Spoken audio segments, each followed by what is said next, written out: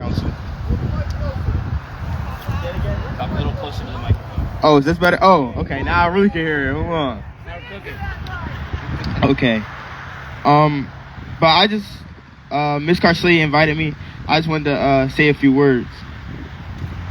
I want to say that we are done with politicians who treat our lives like a bargaining chip, who show up for cameras but disappear when the bills come due. Because this isn't about left or right. It's about wrong and right. Public office should mean public service and nothing less. We have seen what happens when leaders put politics and power over loyalty. Loyalty over the people they're supposed to present. When the government shuts down, the powerful don't feel it, the workers do. Our families, our students, and the people right here in South Jersey. Atlantic County is full with working families who are holding together by just getting by. They're barely putting food on the table. Sorry. They deserve better. They deserve better than political games. We deserve better. We need affordable housing, good jobs, fair taxes, and investment in our communities. And if we want change, we cannot sit on the sidelines. When something threatens our community, when policies hurt our schools and families and our future, we have the right and the responsibility to push back, not with anger or chaos, but with unity and action. We can rally, protest, and sign petitions, make phone calls, and show up to town halls. Because when we stand together, when we raise our voices with a purpose, leaders have no choice but to listen. The power isn't just in the hands of politicians. The power is in the people who refuse to be ignored. Real change doesn't come from the top down. It comes from us. From organizing, from voting, from holding leaders accountable. Talk to your neighbors, show up for your schools, pay attention, and make them pay attention to you. Because the next chapter of South Jersey's story won't be written by politicians. It will be written by us. And thank you. Woo! Thanks, Jalen. Sorry, that was better. You were great. That was awesome. Thank you, Jalen. Our next speaker is going to talk about how the shutdown has affected her family, and she's a member of our Indivisible group, Susan Ferrier.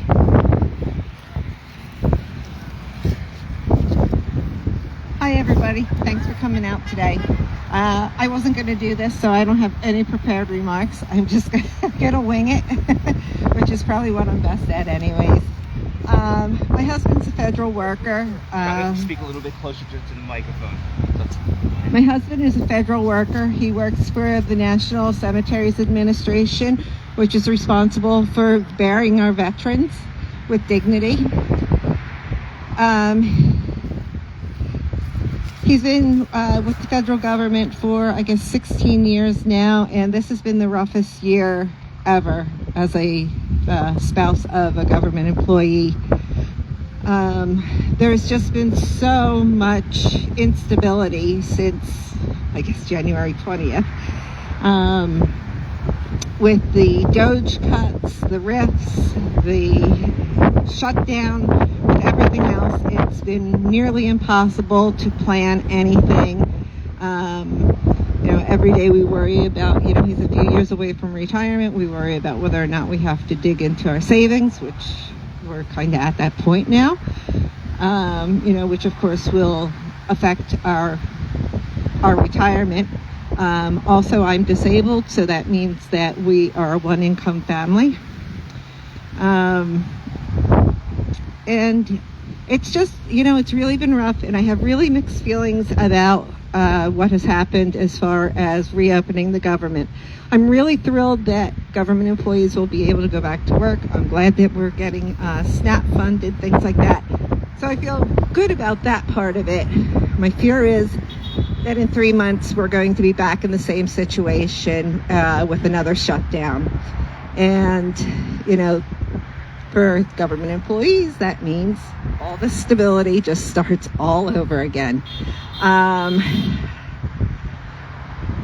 don't know. I don't really know what my message is, except for our government employees are servants of the people, and we need to support them. And this administration has done anything but that. Thank you again for being here today, and thank you for your support. Before I turn the mic over to some of our special guests today, is there anyone here that wants to jump on the mic and share anything? I did put a call out for speakers, but if anyone else wants to speak, okay. All right, so we do have some candidates with us today that will be running against Vandrew. Because of the nature of our organization, we do ask that they speak as residents and not candidates, but they are candidates, so you can keep that in mind. So our first speaker will be Bailey Winder.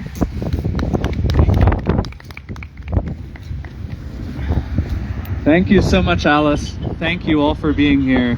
Jeff Vandrew will not show up for this community, so we will show up without him. He is nowhere to be found.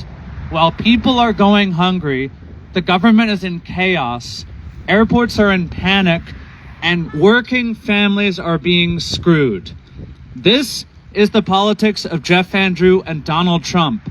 It's a politics where billionaires and corporations end up just fine, and the rest of us are left to pick up the scraps. And when it comes to this shutdown, the message is clear. The message is that federal workers are bargaining chips, that the SNAP program, according to Donald Trump and Jeff Vandrew, is optional. Well, almost 100,000 people here in South Jersey depend on the SNAP program to put food on the table. This is not a game. This is the real life of the people we know, our neighbors. Federal workers are our neighbors. The folks who count on these programs are our neighbors. And it is a disgrace that we have leadership in this area that literally will not even speak to the constituents of the community. I do think it is complicated what happened in the last few days. We know that something needs to be done about this shutdown, but the deal that some Senate Democrats just agreed to is simply not good enough. It does not stand up for the health care that we need. It does not meet the moment. And one thing we need to understand right now is that this is not the time to retreat. This is not the time to quietly go along with these Republican policies. This is the time to fight. We need to fight for working families. We need Democratic leadership that stands up to the GOP. Enough. This shutdown is a Republican shutdown. The Republican Party controls all three branches of government. This is the Donald Trump shutdown and it's the Jeff Vandrew shutdown, and they're responsible for figuring out what's next with healthcare, and they're failing. 42 million people are on SNAP. 22 million people are about to see their healthcare premiums double. And what is Jeff Vandrew doing about it? He's not even showing up. He's not even having a conversation. So what I think we need to do is see what happened last week with the election and understand that people are ready for change. They're ready for a voice that speaks for working families. They're ready for a move away from entrenched politics and are ready for both parties to wake up and understand that American people deserve better. And as Democrats, we need to do better. We need to fight and we need to protect healthcare and make sure it's affordable. So thank you for being here. Thank you for showing up. And more than Jeff Vandrew has ever done. And let's keep fighting for South Jersey. Thank you so much. Thanks, Bailey. All right, Tim Alexander.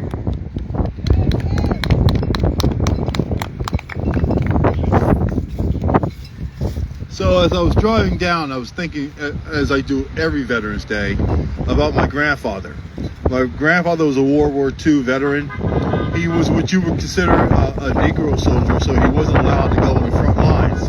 But they were running line. He was telling me this one story where they were running telephone lines in the hills of Italy. That's where he was in the theater in Italy.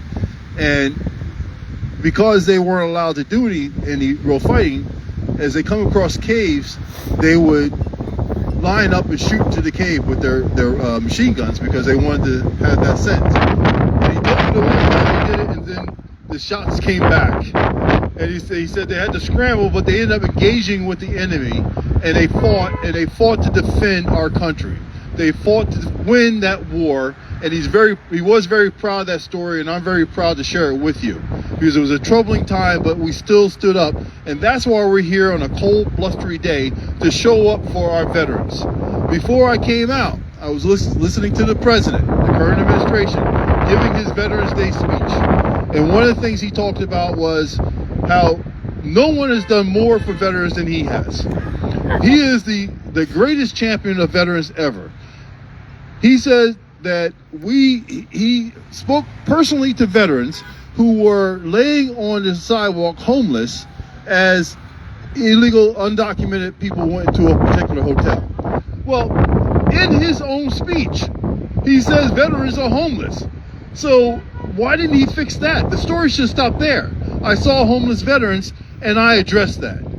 He also went on to say how, again, no one has done more for veterans than Donald Trump, and not the administration, but Donald Trump. So I'm thinking about the current SNAP crisis that we're in. There's millions of people who lost their benefits and they don't have the supplemental nutrition that they need. Many of them are veterans. So a guy to stand there and say no one's done more for veterans, I got to put a little couple words in there. No one's done more to harm veterans than this current administration.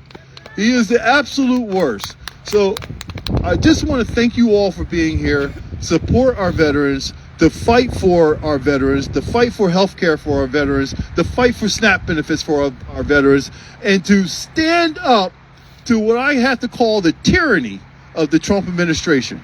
That he doesn't care. I mean, I don't think there was a better photo than when a poor man passed out in the White House and everybody was tending to him and he's staring off in space.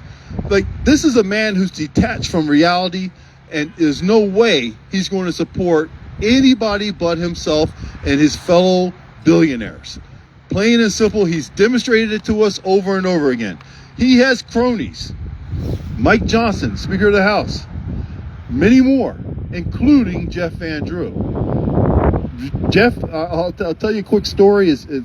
I won't put it in the context of politics, but here's the thing. I had the opportunity to have a conversation with Jeff. And during that conversation, he said to me, no one's done more for veterans than I have. And I had to ask him, well, then why today did you vote against military housing upgrade? Because their conditions are deplorable all over the world. And he fumbled and he stumbled and he didn't answer the question. I saw him a couple days later. He says, well, I got my notes now. I know I have an answer for you. I said, but you voted for it. I mean, you voted to block it. So how do you have an answer that's something different than what your record says? Well, you got to understand why I did that. Oh, I don't. It was a simple thing to do, and you said no, as he's done over and over and over again. So yes, there needs to be change. There has to be change. We start the change with Van Drew. That's up next, and we continue the fight in 2028 when we got to pry this guy out of office. That's what we're going to do. And I'll leave with this, that the fact that some Democrats voted for this to reopen the government, nullifying 30-some days of standing our ground, holding the ground, holding our position, they need to have their asses kicked too. Because the reality is they screwed the American people. So I don't care that I'm a lifelong Democrat, don't get me wrong. But we need significant structural changes to the party, starting with these guys. And there's some theories going around that because none of them are up for re-election again, they're all retiring and moving on to other things, that they were actually coaxed into doing it by leadership.